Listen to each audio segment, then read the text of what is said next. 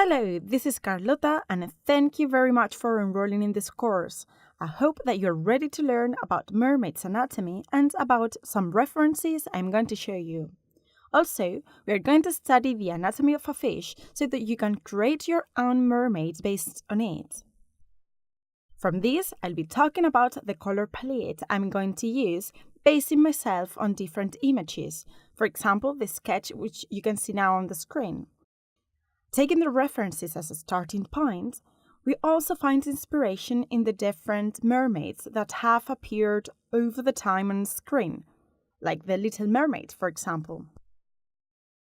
After that, I'll give you some extra videos where you'll see other situations in which it can be applied the concepts and techniques learned in this course. Guys, thank you very much, and let's get the ball rolling and try our best. See you in the next lesson.